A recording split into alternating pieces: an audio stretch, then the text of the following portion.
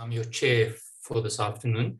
Good afternoon to you all, or depending on which part of the world you're in, good morning or good evening. And welcome to the 2021 kind of inequality lecture at the SCIS. This is really our flagship event for the year, and it's a kind of great pleasure for me to welcome you all here tonight. A kind of really special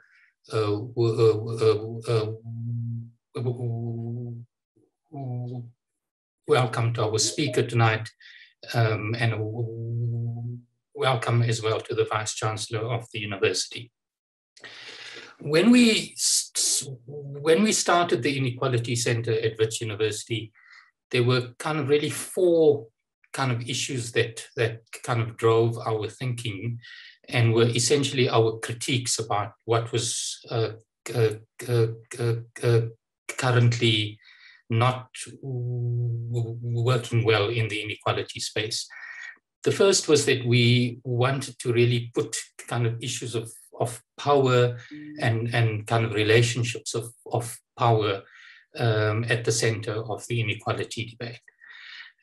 Kind of secondly, we were of the view that the literature was too concentrated on measurement of inequality, and that we needed to kind of really understand some of the wider forces and systems that were driving patterns of inequality across the globe, and delve into issues of health, kind of issues of sexuality, kind of issues of gender, kind of issues of history, etc., and kind of bring those into the inequality debate. Thirdly, we felt that that at that time the kind of inequality debate was not sufficiently confronting issues of differences in capacity between countries in the global north and countries in the global countries in the global south. And we wanted strongly to bring a perspective from the global south into the debate. And lastly, we thought that the kind of issues of kind of inequality within countries was kind of really inextricably linked to kind of issues of kind of inequality between countries, and the one couldn't be solved without dealing with the other. Kind of, we would argue that the pandemic that we've lived through in the last 18 months kind of really reinforces all four of those views. And it's really apt that we can have the kind of leader of a key kind of institution in the globe dealing with kind of issues of health, kind of delivering the lecture today.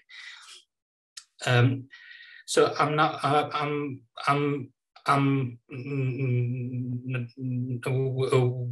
with those few words, going to now pass on to the Vice Chancellor for him to introduce our guest speaker tonight, and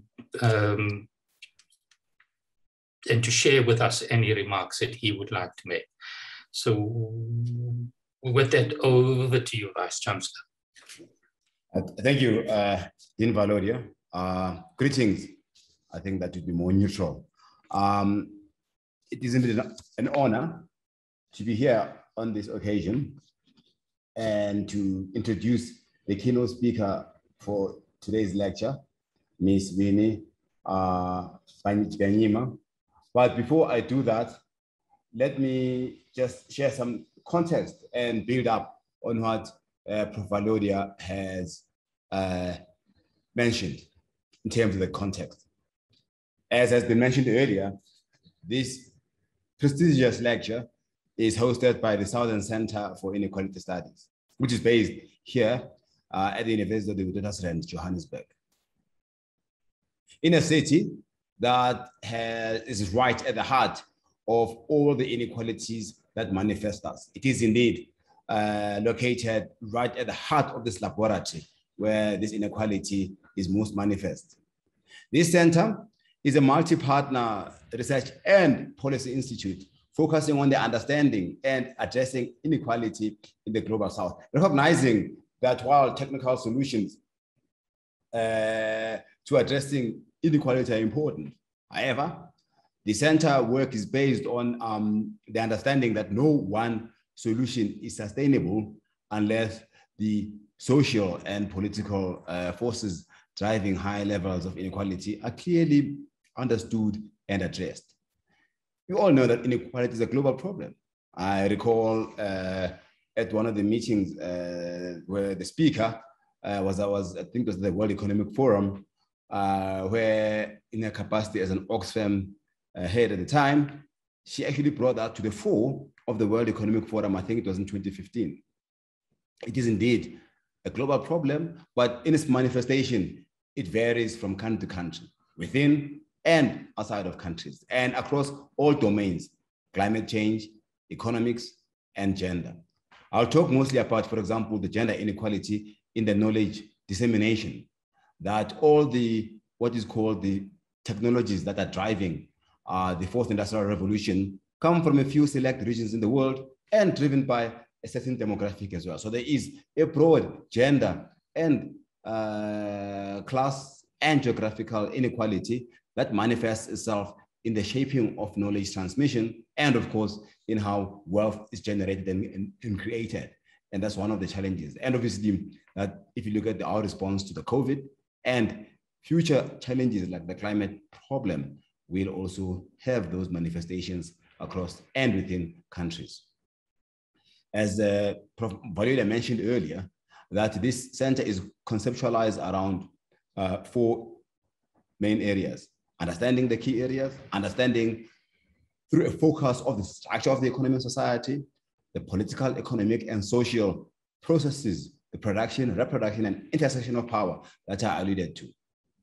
3, imagining and locking an alternative configuration of power relations to generate some kind of a positive state action that will provide greater equality of access to relevant resources and fundamentally alter the structures of power relations within and across societies.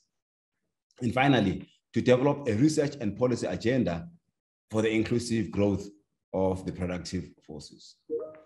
You may know that South Africa has some of the worst cases of inequality in the world, mostly now exacerbated, obviously, by the COVID virus. I think in all matrices and charts and global surveys, including the Gini coefficients, South Africa is a world champion in that regard. Of course, the roots of this can be traced back to our colonial and recent apartheid history, and entrenched, of course, by poor execution of governance procedures. You will agree that this is no basis for a sustainable society. The country's patterns of wealth inequality are also more extreme, but not unique in terms of the racial, gender inequality that manifests itself within society. And I'll not deliberate on that. That's clearly manifest to you. But just the 2 highlights are that the wealthiest 10% of the population owns 85% of household wealth. The wealthiest, about 3,000 or so people, which is 100% of the adult population, basically 1 in 10,000, own 15% of household wealth in South Africa. So the net average wealth of the top 1% is 18 million rand, just over what, $1.2 million US dollars, and that's almost 15% of all household wealth in South Africa, whilst juxtaposing that with the average, with the poorest 50%, who have an average net wealth of 16,000. That is around 1,000 US dollars. This extreme level of wealth and inequality observed in South Africa is in part driven by relative exclusion of poorer wealth groups from any form of wealth accumulation. Of course, that's juxtaposed against the concentration at the top level. Now, moving towards COVID-19. Our experience and studies are starting to show that COVID-19, like HIV, thrives and exacerbates the gaps in society, within and between societies and countries. And the COVID-19 epidemic has disproportionately affected women. And in particular, I think in a space that we all are more familiar with, which is the academic space, it is women academics who bore the brunt of academic retardation because of responsibilities being at home. And that is something that every evidence and studies have shown to have had an impact on the career progression of female academics. Statistics show that women suffer disproportionately for job and income losses. How do we begin to overturn these conversations of wealth and power and lead to a more equitable society? In that regard, our guest speaker, Ms. Winnie Banyima, once an activist, then an engineer, now a lifelong feminist activist who leads the UN response to HIV and AIDS, will set out an agenda from below on how to overturn these injustices and leave the world and have the world trapped in an inequality pandemic. Her biography speaks volumes of her dedication, lifelong dedication and commitment in a world full of rampant inequality, inequity, and injustices. Now, let me introduce our speaker. Winnie Banyima is the Executive Director of UNAIDS and an Under-Secretary General of the United Nations, a passionate and a long-standing champion of social justice and gender equality. Ms. Banyima leads the United Nations effort to end HIV epidemic and pandemic by 2030. She believes that healthcare is a human right and was an early champion of a people's vaccine against the coronavirus that is available and free of charge to everyone and everywhere across the world. Before joining UNAIDS, Ms. Banyima served as the Executive Director of Oxfam International, a confederation of 20 civil society organizations working in more than 50 countries across the globe, with the aim of creating a future that is secure, just, and free from poverty.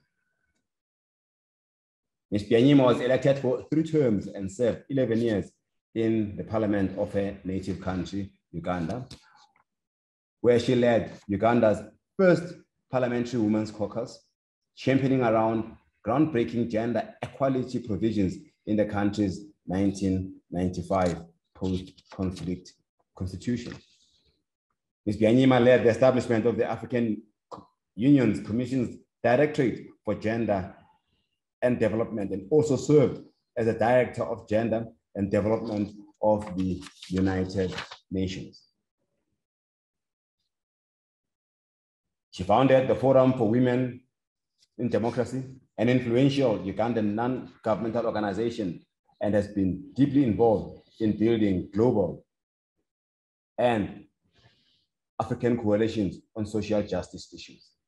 A global leader on inequality, she co-chaired the World Economic Forum and served on the World Bank Advisory Council on Gender and Development, the International Labour Organization's Global Commission on the Future of Work, and the Global Commission on Adaptation.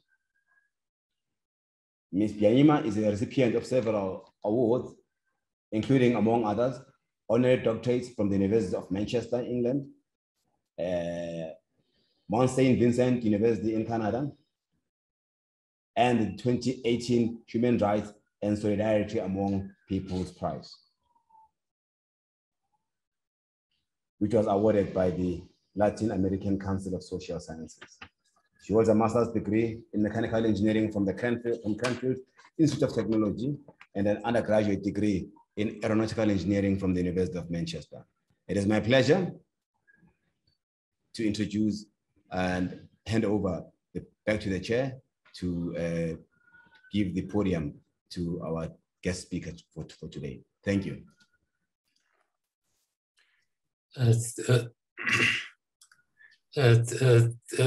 Thank you so much for those thoughts and for introducing our speaker, Vice Chancellor. Before I hand over to Winnie, just one kind of housekeeping issue. So we're going to run the Q&A kind of through kind of using the chat function in Zoom. So please feel free to post any questions on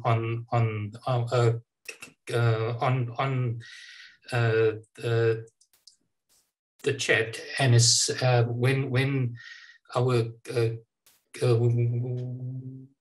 when our speakers concluded a talk, we'll then do a Q&A session before closing. So with those words, let me then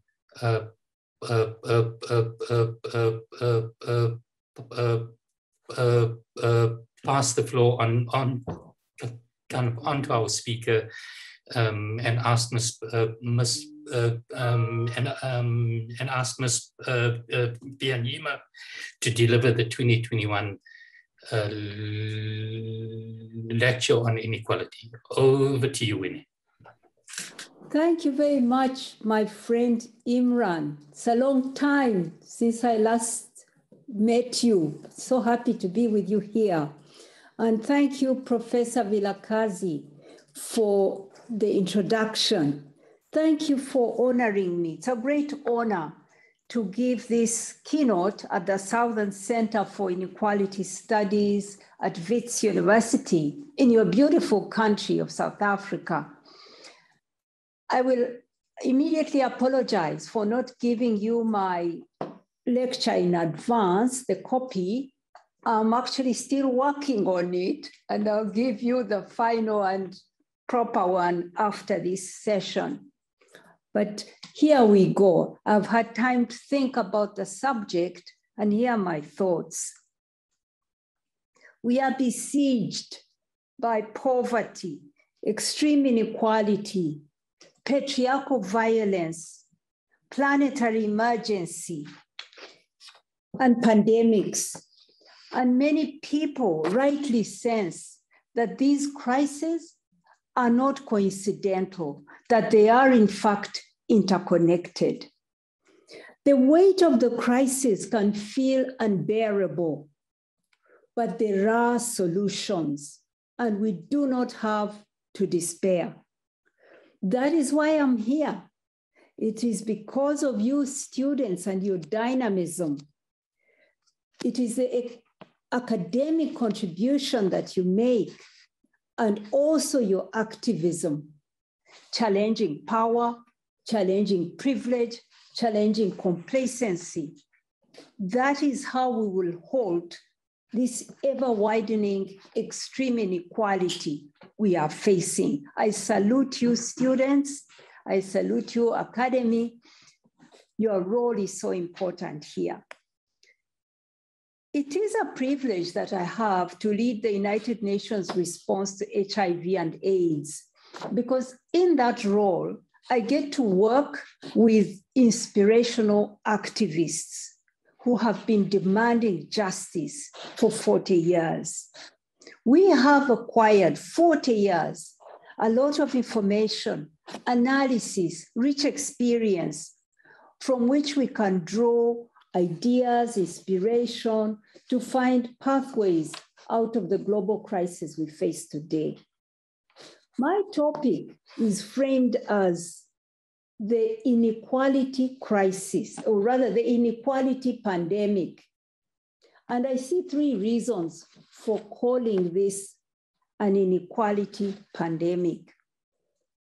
First, because the damage wrought by the COVID-19 and HIV pandemics, the two, is not the result of the viruses alone, but it is a result of how they make space in and expand the cracks in our unequal world. Secondly, because extreme inequality is also a kind of a pandemic. Unless it is stopped, it continues to widen, it hurts all of us, and it can only be beaten if we take it on together worldwide. So it is like a pandemic. Thirdly, because the lessons from fighting pandemics, such as the lessons we know from HIV, have so much to teach us about how we can overcome the inequality crisis. By the way, I'm seeing in the chat someone I admire so much, Yvonne Chaka Chaka. Greetings, I'm your fan. So they have, of course, we have to, from the beginning, distinguish between extreme inequality and inequality. It's important because always in society, there will be and always have been differences in what one person earns compared to another. But the extreme inequality we face today is not the same as the differences that we normally have in stable societies. This is obscene, it is dangerous, and we must fight it. During this pandemic, COVID, global billionaire wealth has increased by $5.5 trillion just in these 2 years, while 160 million people have gone hungry. Let's be clear though, the COVID emergency didn't start this extreme inequality crisis. It was already here. The richest 1% had already captured the majority of the world's wealth. 26 billionaires already owned much as the poorest half of humanity, 3.9 billion. 26 people who can fit on a little bus. We are owning more than half of humanity. Between 1988 and 2011, a period of almost 20 years, the annual incomes of the poorest 10% increased by only $65 each. The richest 1% grew their income by almost $12,000 each. Millions are sinking into poverty as wealth is being sucked up at a dizzying rate to the top. So extreme inequality also widening at a fast rate. Of the 10, and this is a problem that is real for us. I'm now talking as an African. Of the 10 most unequal countries in the world, 7 are here in Africa. And according to Piketty, South Africa is the most unequal country of the world. And that is not surprising given the history of apartheid. The problem of extreme wealth isn't about the ability to buy a big mansion or buy a yacht. It's about the ability to buy elections, to buy appliant media, to buy favorable laws or impunity from justice. This is what happens. This is what is happening. Extreme inequality, though, is multidimensional and complex. There are various axes of inequality that come together to crush people at their intersections: capitalism, racism, patriarchy, disability, and many more axes of inequality that come together and crush people.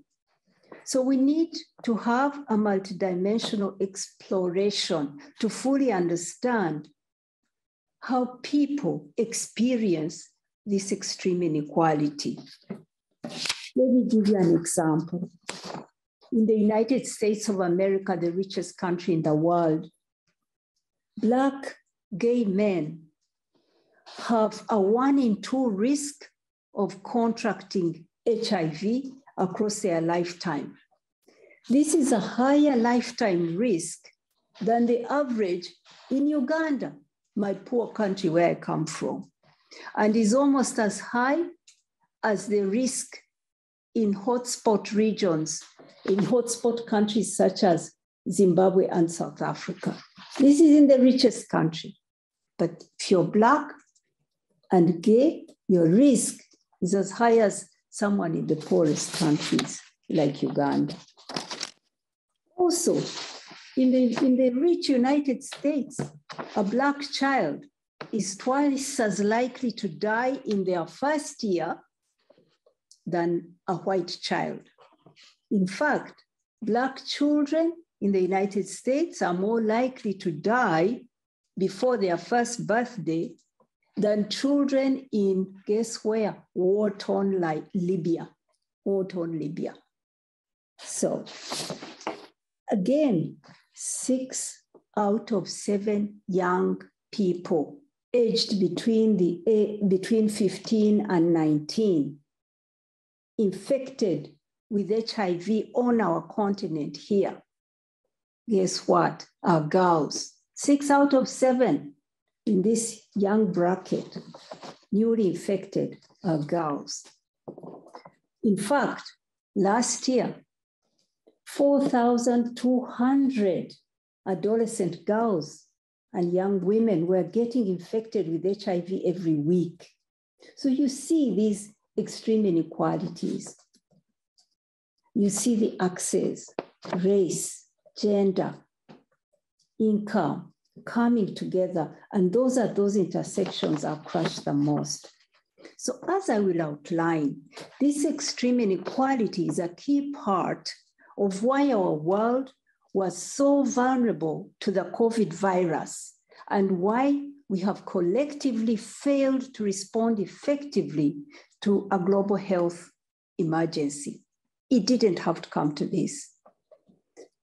A health outbreak, a viral outbreak like that does not have to become a global pandemic and become a global economic, social, and political crisis, but it did. So from the front lines of fighting HIV and COVID pandemics, I would like to share 3 reflections on what I've called the pandemic of extreme inequality.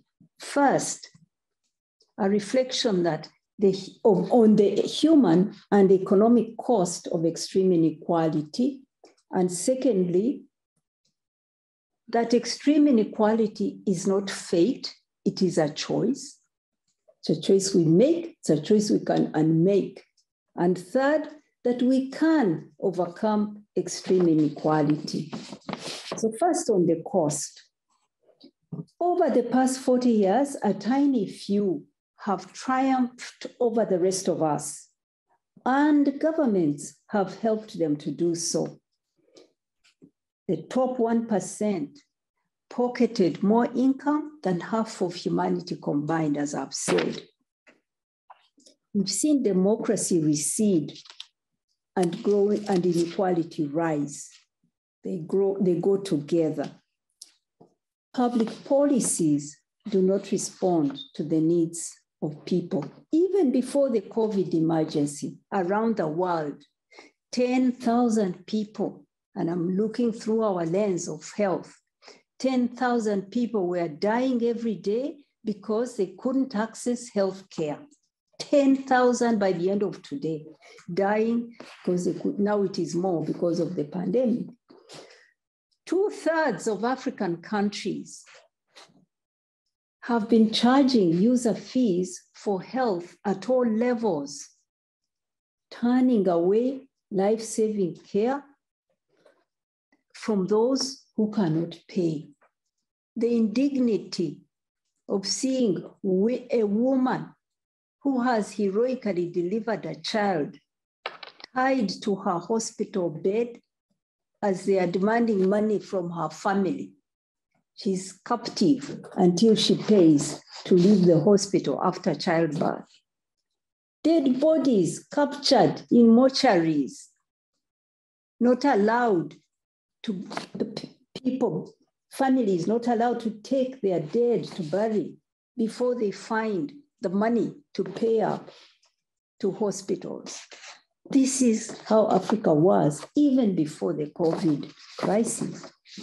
Worldwide, close to 600 people die every hour from using poor quality health services. This is equivalent to 4 Boeing 737 flights fatally crashing per hour. That is what is happening. Philip Alston, the UN Special Rapporteur on Poverty and Human Rights, he wrote recently that we risk, he called it a climate apartheid. We risk a climate apartheid scenario where the wealthy pay to escape overheating, hunger, and conflict, while the rest of the world is left to suffer. That is the climate catastrophe we are facing. Some can pay their way out of it to insulate themselves from the climate shocks. Others are sinking. It's a climate apartheid. From climate apartheid to what President Ramaphosa has called vaccine apartheid. $100 million of taxpayers' money was given to private companies to race to find a cure or a vaccine for the COVID virus. And they didn't fail. They brought vaccines to market in record time, less than a year. But also immediately, they privatized the profits from the public investment. And why? Because they can. The rules of a broken, a rigged economic model allow them to do so. That is why. At least 9 people have become new billionaires since the beginning of the COVID pandemic, thanks to the excessive profits that pharma companies with their monopolies on the COVID vaccine that they are making. Their total wealth of these 9 people could vaccinate every single person in the world's poorest countries if governments were committed to protecting people rather than protecting billionaire profits.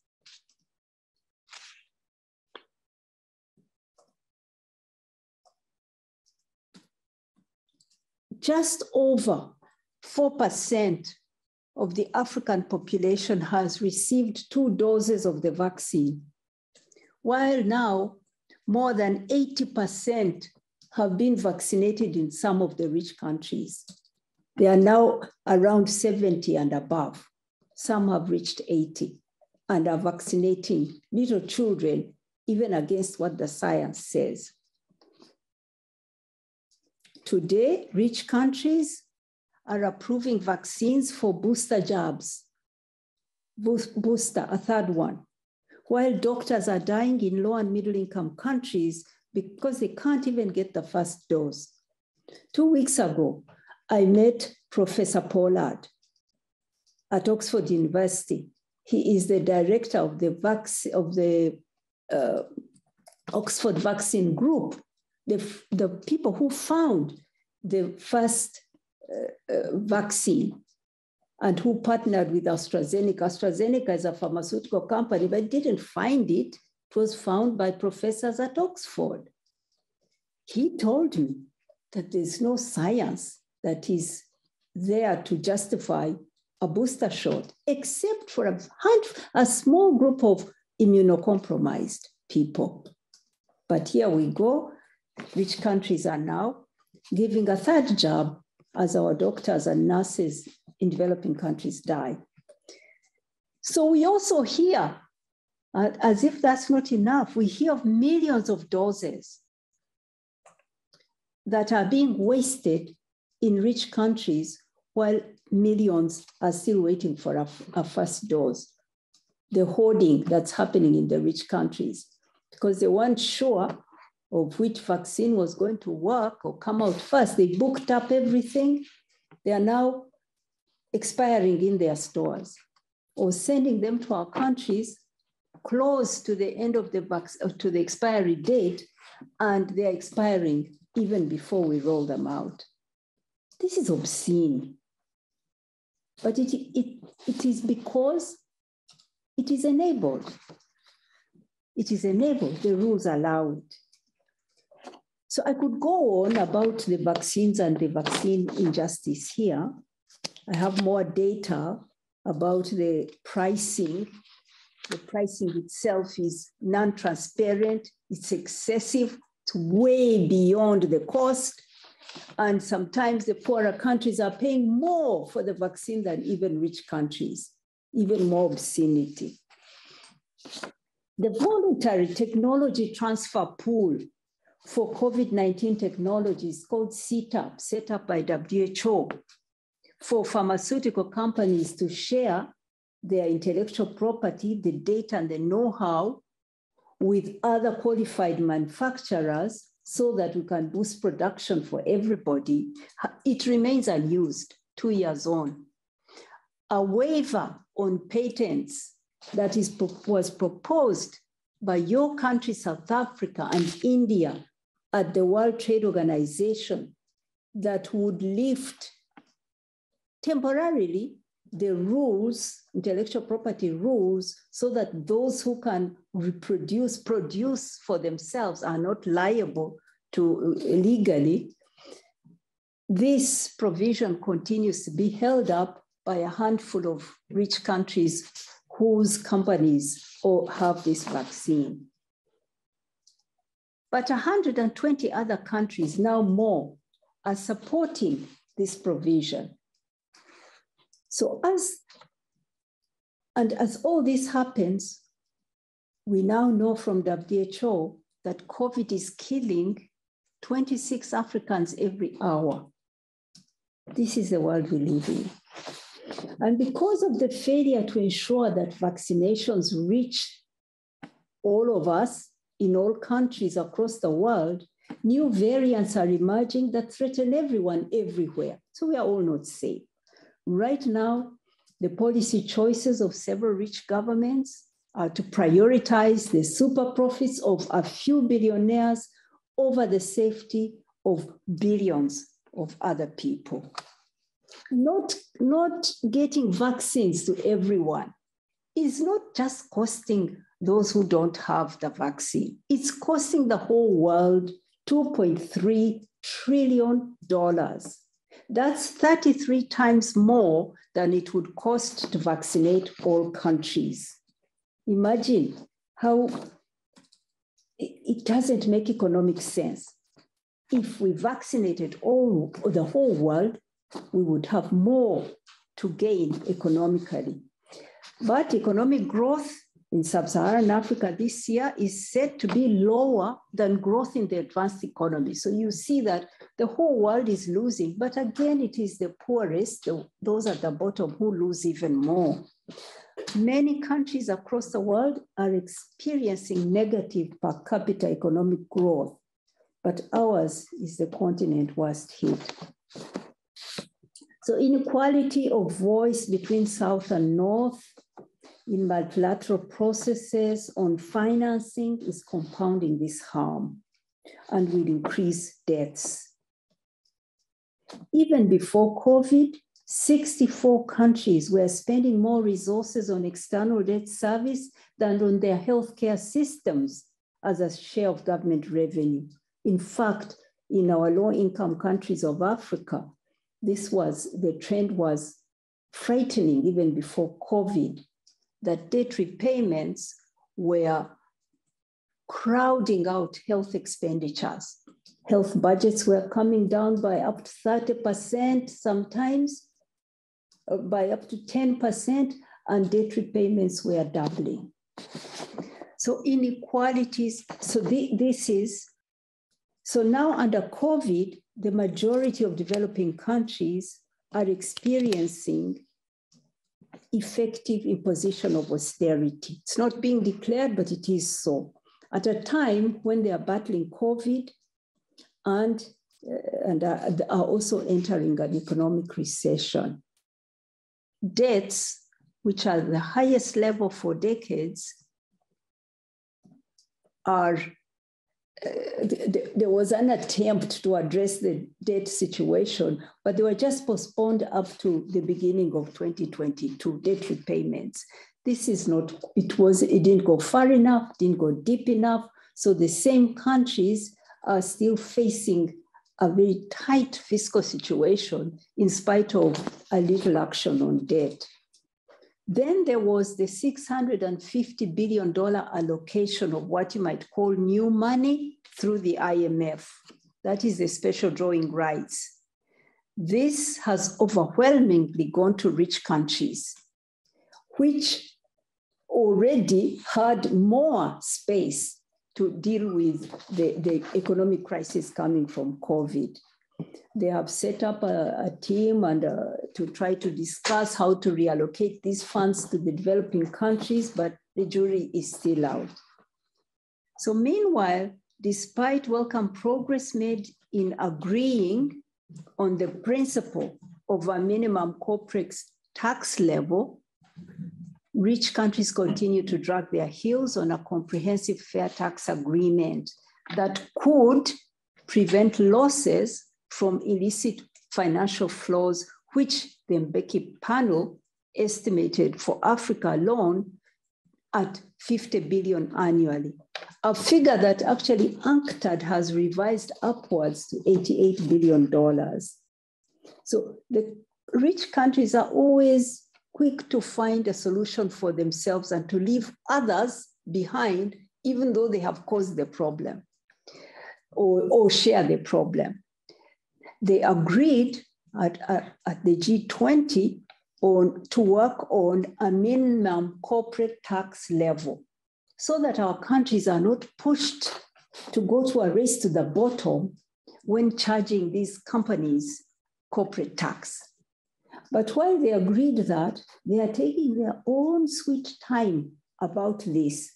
And if history is something to go by, we know that what happened with the OECD BEPS process, base erosion and profit shifting process, they came out with tax reforms that would benefit their own countries, but that didn't benefit the developing countries. So again, here is a solution being proposed, but which is likely to leave the most unequal countries behind. So the consequence of this economic and fiscal contraction will be many times more deaths from ill health, from hunger, driven by now what I'm calling an inequality pandemic. As the Lancet has shown, maternal deaths and stillbirths have already increased during this pandemic, and the World Food Programme has warned that 41 million people are on the brink of famine, up from 27 million in 2019. We learned a painful lesson in the AIDS response from the mid-90s to early 2000s. 10 years, for 10 years, after antiretrovirals were used successfully in the global north, people in the global south could not access them because of their high price. When HIV drugs first came into being, they cost about $10,000 per person per year. And that was because production was monopolized by a handful of companies. 12 million people died, most of them on our continent here, before the prices came down.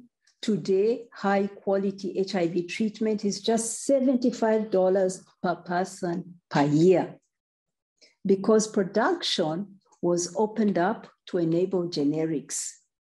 That is how millions of lives were saved.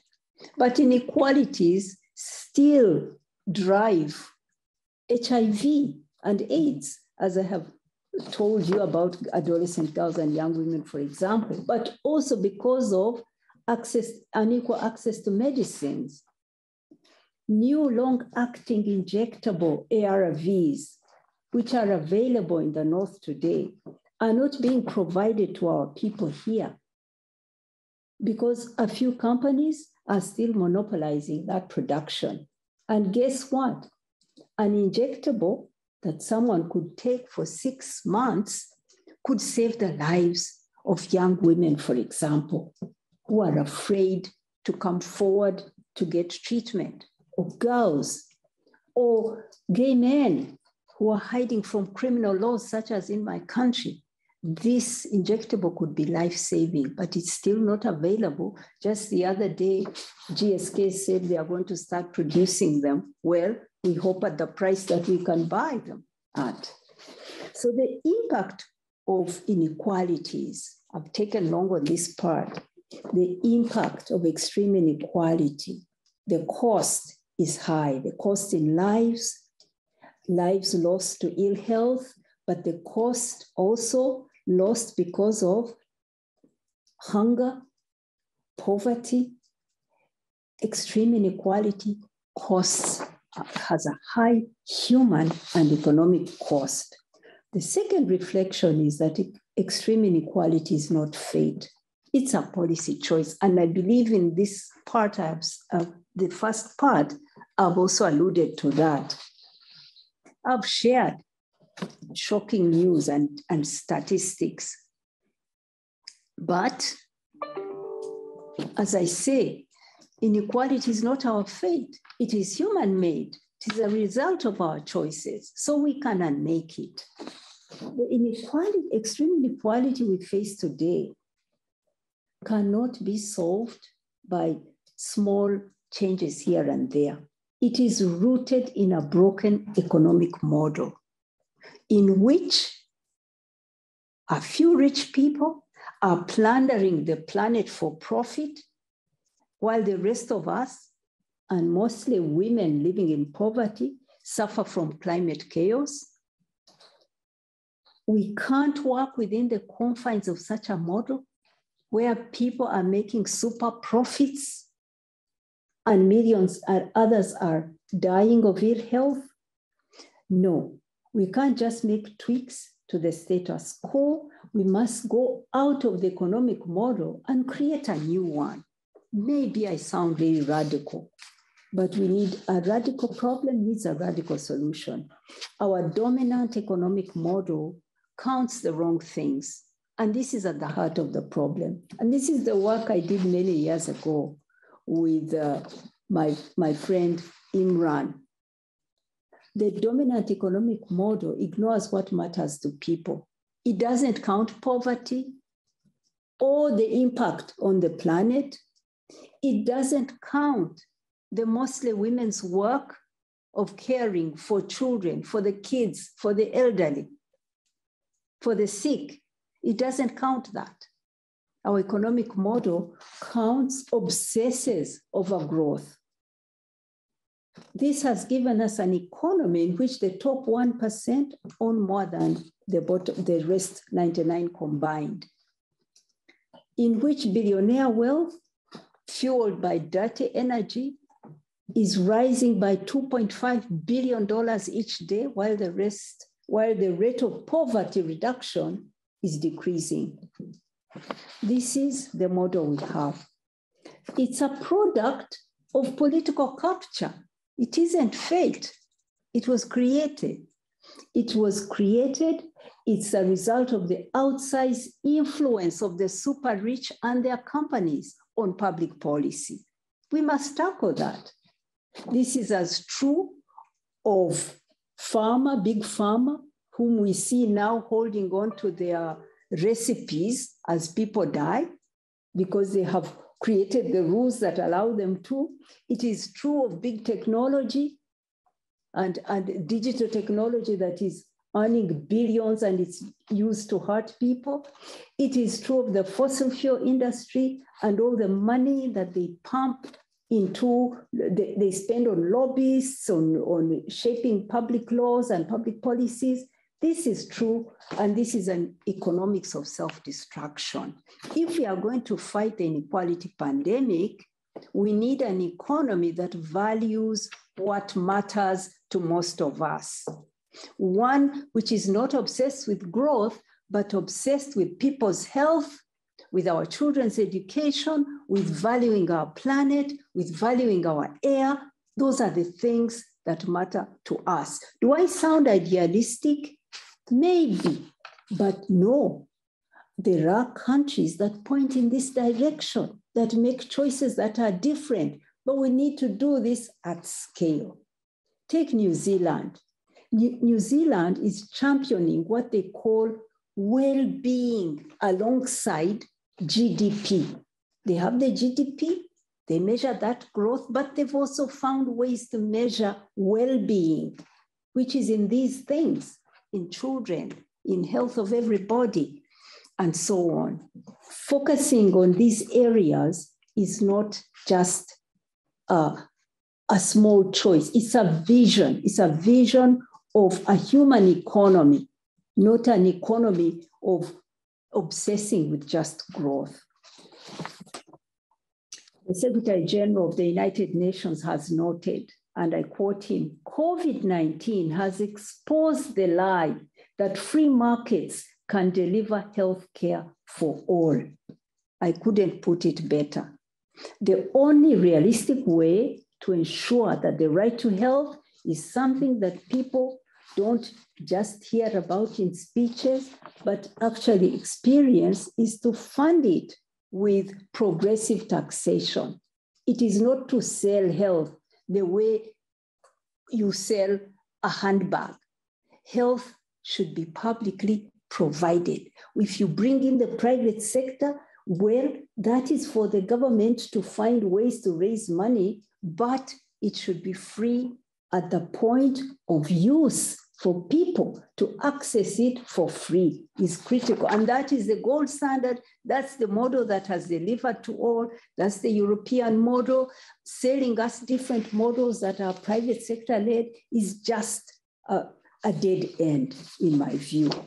So then, to beat this pandemic, I want to come, I think I have written too much. I want to say that we can undo the policies, we can do undo the dominant economic model by pulling together a set of policies that focus on the human being and the things which matter. Publicly provided education for all our children, publicly provided health. But we can start with this crisis of COVID by unlocking and rigging the rules of trade. That is why South Africa has put forward this resolution. First of all, let's unrig the rules of trade and make sure that we can all have equal access to life-saving medicines. And let's be clear, this is not about ending profits. Profits will be made. There are ways to reward innovation that do not give them the power to decide life and death for people. So I want to be shorter now because I know I'm taking a lot of time and say that the combination of policies, progressive policies that provide health, education, social protection to people without linking it to their income, their status, without discrimination are critical for creating a just society. And this pandemic has taught us that those who were better prepared in those areas, who were providing that baseline for everybody, were better able to protect themselves. We can overcome. We can overcome extreme inequality. We can overcome the pandemic of extreme inequality. We've looked at I've talked about the cost of extreme inequality. I've talked about inequality not being fate, but being a result of choices we make, and we can make different choices. And now there is a question, then why don't we do it? Well, the short answer is this: those who profit most from the structures of extreme inequality have remained in the driving seat of decision-making. And those most afflicted at the intersections of these inequalities have remained on the margins. So even now, this discussion we are having here, it is so common to have it in institutions and social groups of elites like myself. It is not being heard where the people who suffer most are. So again, we are dominating the discourse. That is a question for us also to reflect on.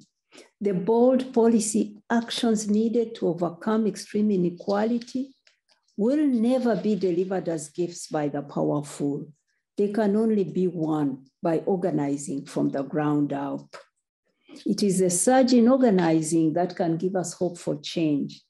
The worldwide movement, Black Lives Matter, the resurgent women's movement, now led by many young women, the dynamism of the LGBT movement, particularly in the global South, here in your country, the fight by the trade unions to survive and to reorganize themselves. These have been really battered by the neoliberalists, the mobilizations of communities resisting displacement and insisting on services, the students, new students organizing, Roads Must Fall, and other movements. These are what make me hopeful that the dominant economic model can change. The COVID crisis has sparked and strengthened organizing around healthcare, the right to health. The HIV movement, I am speaking here in South Africa. This is where the battle line was drawn. This is where the campaign, the South Africa's Treatment and Action Campaign, took a stand, backed by President Mandela, to bring down those prices of antiretrovirals and give life to people. So these are the movements that brought change yesterday, but the change was not completed. We must continue organizing. 40 years of fighting AIDS have shown us that when marginalized groups are suppressed or ignored, you cannot win. But when people are included, when everyone is included, then we can succeed. When world leaders gathered at the UN this summer to plan how to overcome inequalities driving HIV, we met in June. I asked a woman from Asia Pacific Transgender Network to lead the debate. She explained to us how inequalities layer on each other like an onion. She said, I am a trans woman who is also part of an identity called Hijra, governed by a very complex hierarchical structure. I am a woman of color, blind in one eye, a woman without a womb and vagina. I am Asian, and at the same time, I'm also a former sex worker. You peel one layer of the stigma onion and you see several more layers, which create an ambiance of discrimination based on my gender, sexuality, sexual orientation, and profession. Inequalities which impact my life, human rights, and access to HIV services. That was Abina, living at the intersections of extreme inequality, but not voiceless. She has found her voice. It's powerful and it's inspiring others. Insights come when we connect what we have read with what we have been through. Literature is learning, but living is also learning. Solutions to inequalities never come from the center, but always from the margins. Abina has organized amongst her community and across communities, helping to build the collective power that is needed. It is Abina who is leading this fight against an inequality, the pandemic of extreme inequality. In conclusion, we need to recover from the pandemic of inequality. In the face of colliding crises, it's clear that we need bold new approaches in order to survive. Action is needed at all levels. We need people ready to defend their rights as much as we need brave political leaders to further an agenda of justice and equality. We can't be neutral on inequalities. We must be determined and deliberate in confronting them. We are not idealists, because the most unrealistic thing to do would be to imagine that we can overcome our current existential crises like climate, extreme inequality, now pandemics, through minor adjustments or tinkering. I end with what Martin Luther King said, that the moral arc of the universe is long, but it bends towards justice. He didn't mean this process is automatic. As he noted, social progress never rolls in on wheels of inevitability. It comes through the tireless efforts of people. The trajectory of extreme inequality will not, through business as usual, bend down, but we can pull it down. I have experienced the power of the pressure of people living with HIV, their communities. I've experienced the power of women's grassroots movements pushing for equality. This push is uncomfortable for those who hold power. But my message is, my friends, let's keep pushing. Change is never given, it is won. Thank you very much. Great. Thank you so much for that inspiring, powerful talk done with the usual kind of enthusiasm and power that you always have. Thank you so much for that, Winnie. I'd now like to move on to the Q&A session, and if it's okay with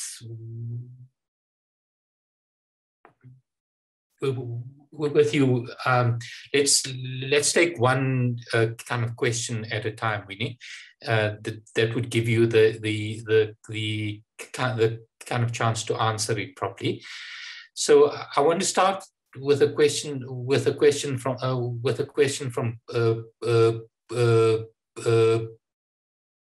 Bulelani, who says that as you've outlined, and as COVID-19 demonstrates, the rich of the world and the kind of rich countries of the world are not really interested in kind of addressing inequality, and it's not a priority for that group. So the kind of question is then whose so whose priority is it? And kind of how do we then realistically address the kind of challenge of inequality across the globe? So let me pass it back to you then, Winnie. Thank you, Imran.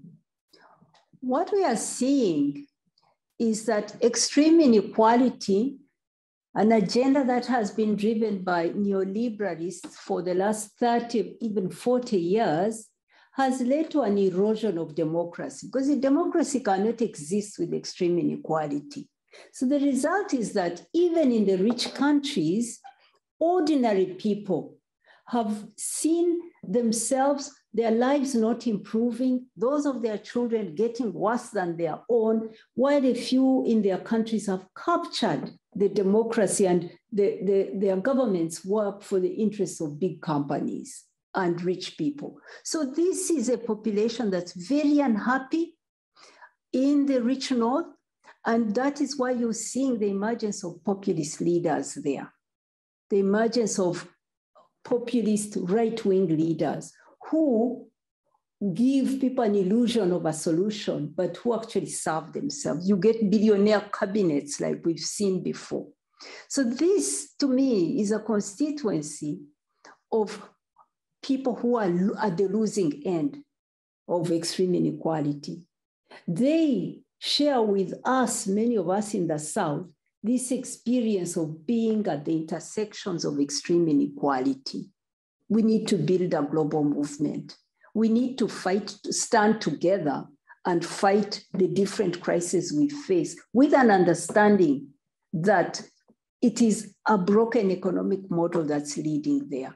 It is roasting our planet, destroying the environment, crushing women at the bottom, now also without leaving us vulnerable to pandemics, and no way of getting out of it unless we hold hands. So I see a reason for strengthening global movements, whether it's global women's movements, or like now in this crisis of HIV, we need the leadership of TAC.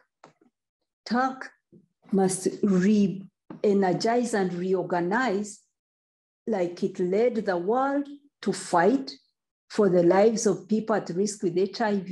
Now it is time to fight for democratizing this vaccine which exists, giving all of us the ability to produce in our regions, maximize supply, and we all get out of it.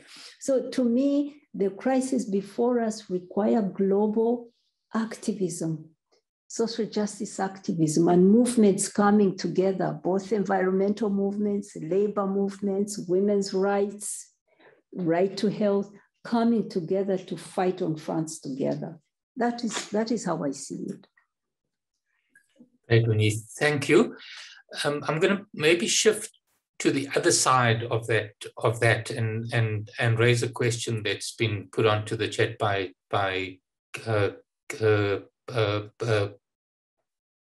a French colleague who's just joined our university, Jérôme Dangi. And his question is that given the ability of the billionaires to buy governments, laws, the media, armies, etc.,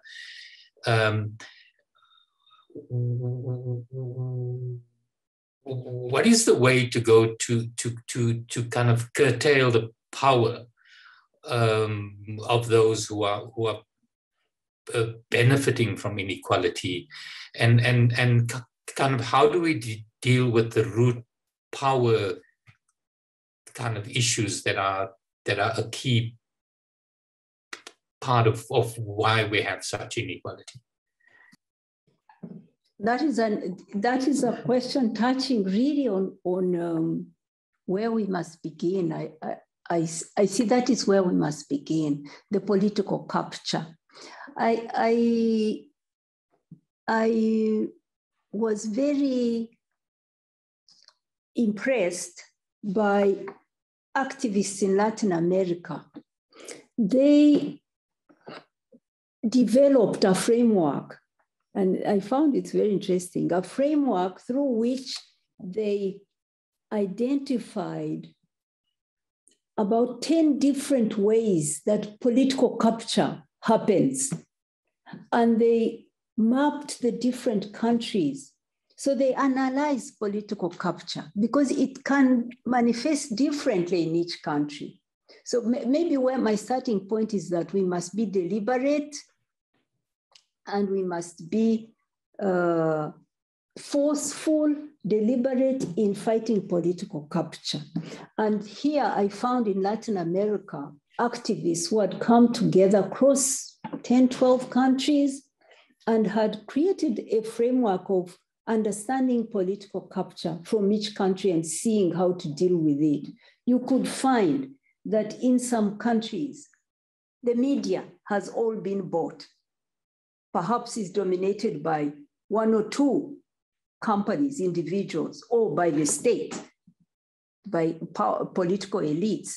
Then there were others where they found that political capture, they had like 10 indicators of political capture, from media to how, to electoral laws, to that exclude certain groups of people, to electoral financing, so that those with money take political, are the ones who participate in politics, to all kinds of companies that can buy politicians and are allowed to lobby, and so on. And by analyzing that, they were able to design strategies per country on how to tackle political capture. So you may find that in country A, the focus can be on challenging electoral financing laws, just to take out illegal money, illicit money from elections, so that those who are elected, those who are honest people with no money can't be the ones elected to office. Sometimes it can be also challenging the exclusion of women, the exclusion of young people. Often these financial laws, actually, when you repair them, you give opportunity to young and young people and women, but maybe you also need affirmative action to make the political process more inclusive of ordinary people and ordinary voices. It could be in media, it could be, but we have to be deliberate about clawing away against political capture, taking back our power. They have taken the power through creating laws that enable them to do whatever they want, by creating electoral systems that exclude us. So that is probably the starting point where we must concentrate. But that's not to say that we don't fight through a crisis like this. By asserting ourselves for this vaccine, for example, we can reform the global trade rules. This provision brought by the government of South Africa, President Ramaphosa, is really a way to unrig the economic order. If it could pass, it would be temporary lifting of these rules, which anyway, the rules already say that in a crisis, you can lift them. But if we can lift them, then we will have set the precedent that in future, in any global health crisis, we set aside the rules and we share the technology. So these struggles are about seizing opportunity also, but it's also about going to the heart of the matter, how to take political power democratically, how to democratize our politics again. But a crisis like this health crisis is an opportunity, as always, to change the global rules that work against us. I hope I've answered the question, Imran. I'm just trying. No, absolutely. You're spot on. I want to now take a question from Arabo, because I know this is something that you're passionate about, Winnie. And kind of Arabo's question is that you make the point that that levels of inequality are kind of really a kind of choice. It's not something that's inevitable. And her question is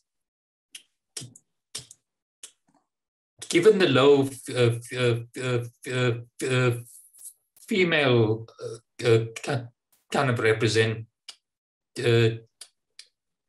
in power across the globe, and the fact that if we look at the data on kind of infections of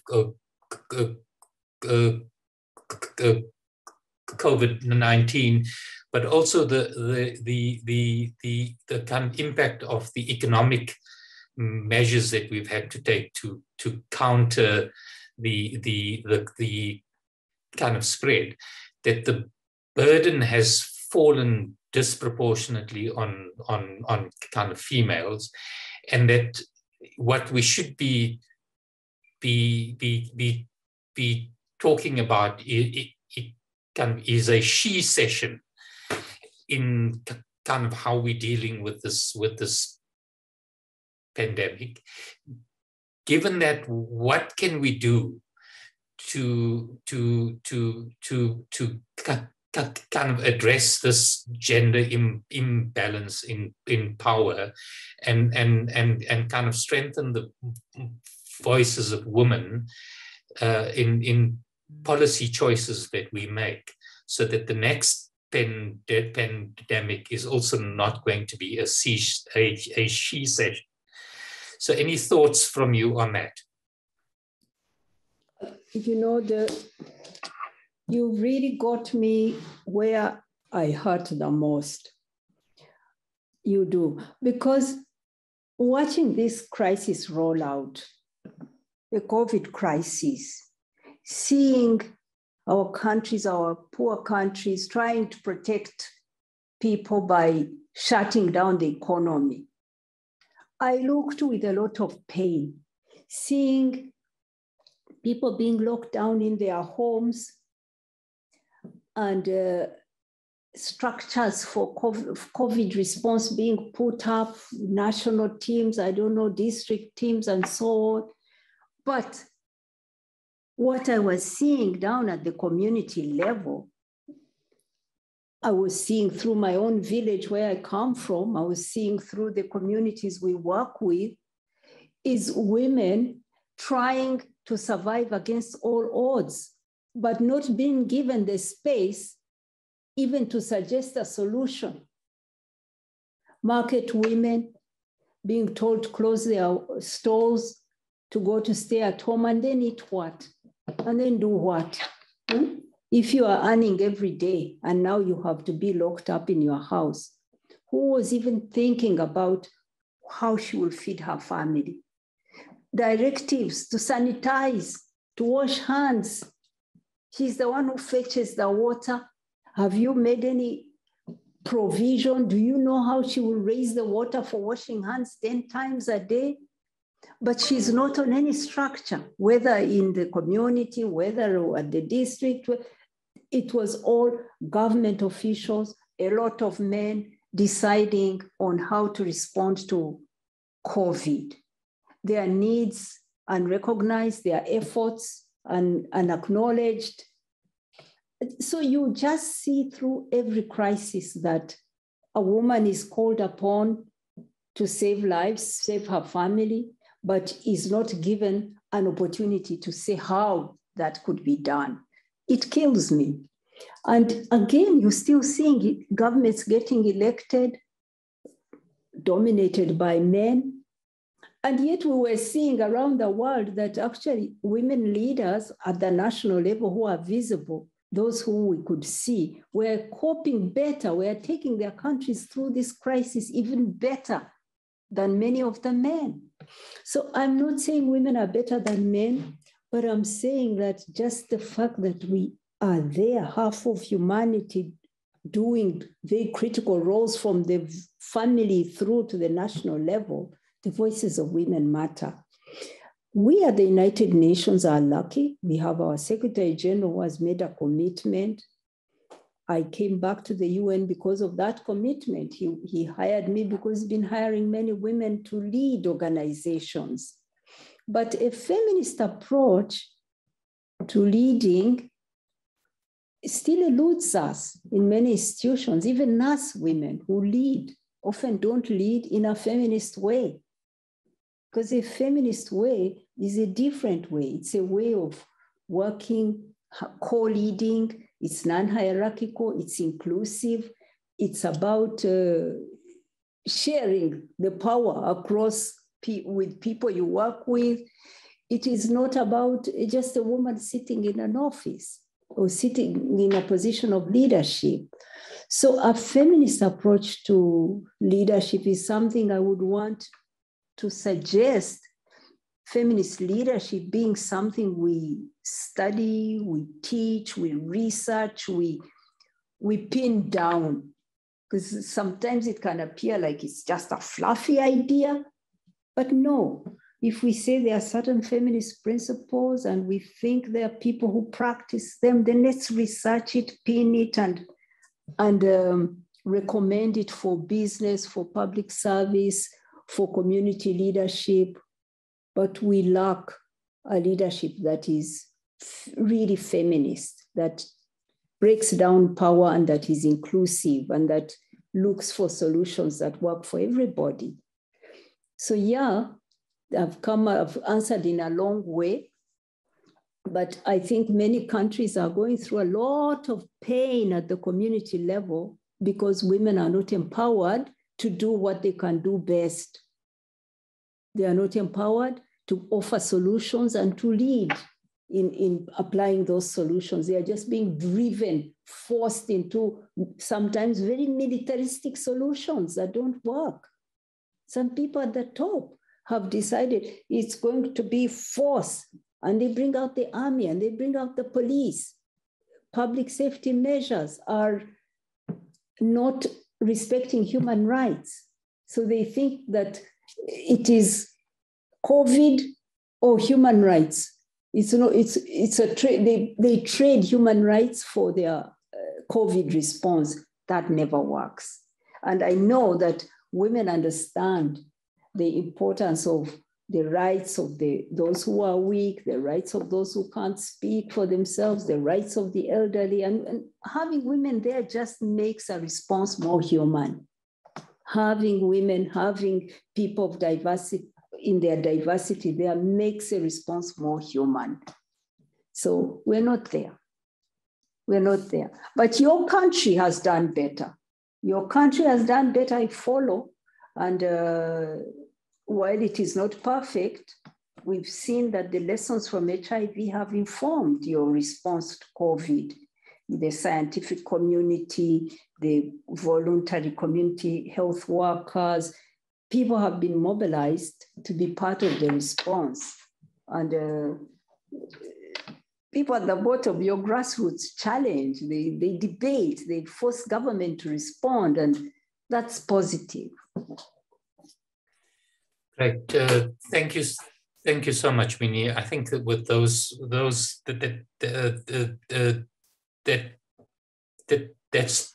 that's an appropriate space for me to kind of move to closing the kind of event.